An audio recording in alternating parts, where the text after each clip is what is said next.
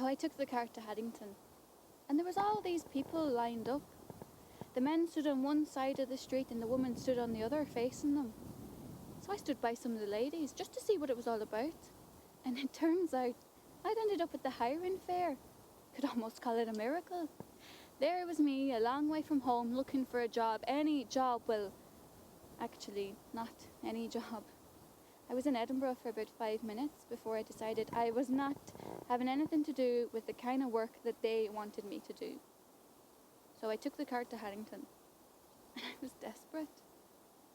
I knew it was better to have nothing to eat than nowhere to sleep, so I found a room and used what little money I had to pay for it. And then all of a sudden, I found myself at the hiring fair. I didn't know what it was or what they were going to hire me to do, but I had nothing to my name, and well, there's really not that much work available for women. So I just went with it. And these men were making their way up and down the line, questioning everyone. And they didn't seem like rich men, but they didn't look poor either. And one comes to me, and I realise he's a farmer, and he asks me what I can do. What can I do? I thought to myself. Well, when I was a wee girl, I used to help churn the butter for my mammy sometimes, and make sure we had plenty of cheeses to sell.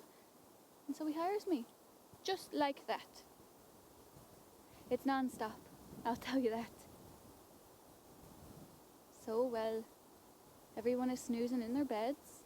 I am the first one up. Even the ploughman gets a longer lie than me. 5 a.m. I'm up, sometimes even earlier. So I take these pails up to the cow shed and milk the cows for the first time. Of course, over here in Scotland they call them coos. Then I bring the full buckets back down here and I sieve it and leave it to cool so that it can be sold that day. If I sleep in, well, that means no milk being sold and a lot of angry people. Then back up to the cow shed I go to fill more buckets, then back down here to sieve and cool, and back on up to the cow shed, and so on until the cows have had enough, really. Then I go around all the animals, make sure they're all clean and healthy.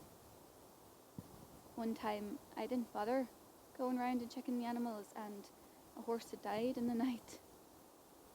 Oh, I got into some trouble over that. After that I cleaned the pails with boiling water, but first I've got to light the fire and boil the water.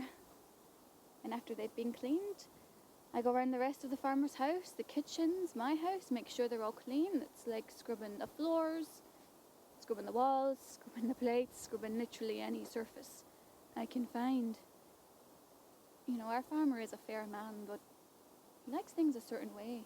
This is the first 5 minutes I've had all day, and I'm nowhere near done.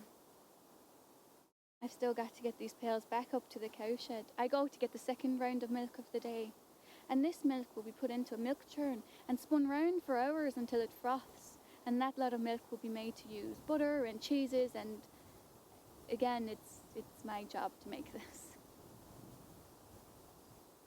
You know, the worst part is I can't complain. The farmer owns my house, and well, if I was to complain or cause a fuss, I could end out back on the streets. So I have to put up with it.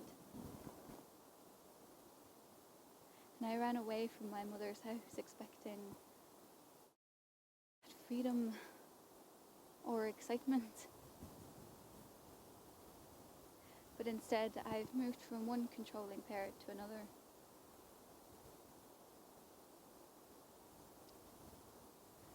So now it's 5:45 at night, and I have a long way to go. Then I'll get myself to bed as early as I can. I'm up early in the morning.